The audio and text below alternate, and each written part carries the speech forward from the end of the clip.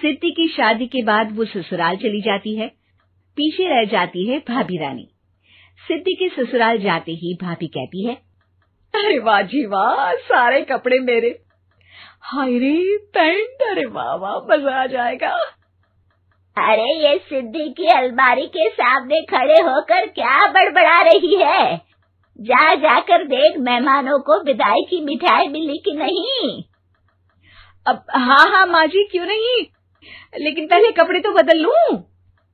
अब रानी आ जाती है सिद्धि के उन कपड़ों में जो वो ससुराल जाने से पहले घर छोड़ जाती है। अरे रानी, कुछ दिन रुक जाती। अरे ये तो सिद्धि बिटिया को मैंने ही दिया था, बड़ा ही फबता था उस पर, तुझ पर तो कुछ खास नहीं लग रहा। अब वो ना मेरे सारे कपड़े गीले थे तो सोचा पहन लूं। वैसे भी सिद्धि को कौन सा भी पुराने आउटडेटेड कपड़ों को पहनना है। वैसे भी ये सूट तो मैंने तभी पहना था, वैसे खास है भी नहीं ये। हाँ ठीक है, लेकिन ना मेरी सिद्धि पर तो जमता था। सारे मेहमान चले जाते हैं और सिद्धि ससुराल से मायके पहली बार आती है। ओह, अपना घर, अपना कमरा, अपनी अलमारी। ये बोलकर जैसे ही सिद्धि अलमारी खोलती है तो सामने उसके कपड़ों की जगह कुछ और ही रखा होता है। माँ, ओ माँ, जरा कमरे में तो आना। सास और रानी वहां पहुंच जाते हैं। रानी ने पहनी होती है सिद्धि की जींस और टी शर्ट। अरे भाभी, ये क्या?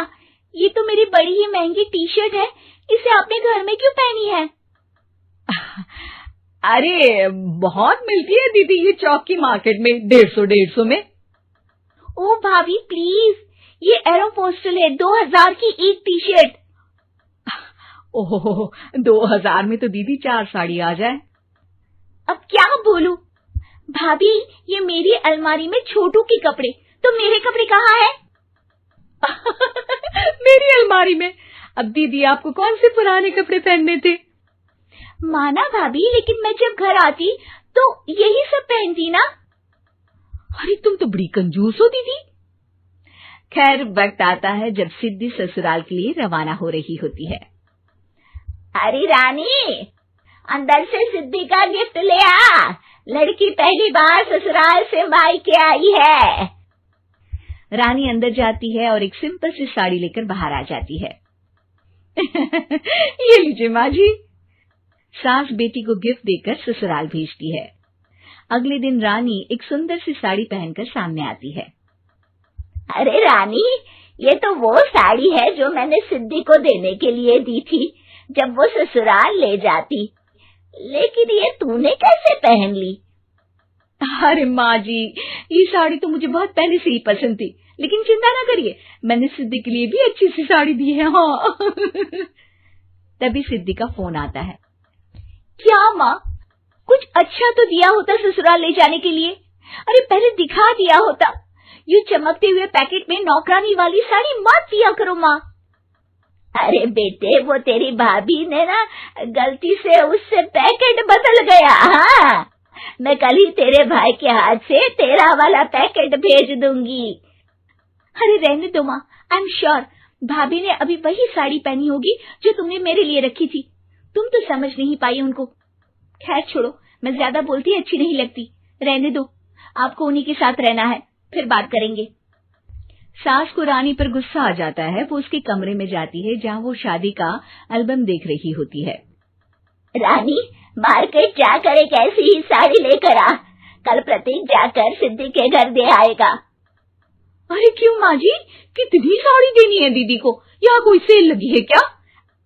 अरे चुप कर, मेरे बेटी के हिस्से की साड़ी खुद पहन ली, अब ज्यादा ज्ञान बांट रही है।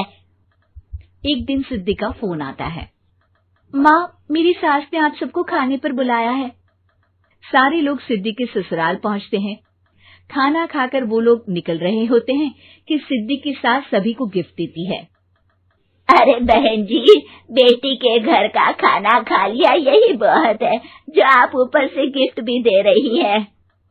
अरे बहन जी, आप भी कहाँ इन बातों पर विश्वास कर रही हैं। सास सभी को गिफ्ट देती है, लेकिन रानी को जो साड़ी देती है वो अजीब सी हरे रंग की लाल रंग के बड़ी छाप वाली होती है। अरे छी छी, ये कौन पहनेगा? सासू माँ को तो जरी वाली इतनी सुंदर, और मेरे लिए ये नौकरानी वाली। अरे भाभी, दरअसल मैं जब भी घर आती थी आप वापसी में ऐसी ही साड़ी देती थी ना, तो माँ ने सोचा कि आपको आपकी पसंद की ही साड़ी क्यों ना दी जाए। बेचारी रानी, बोलती भी तो क्या।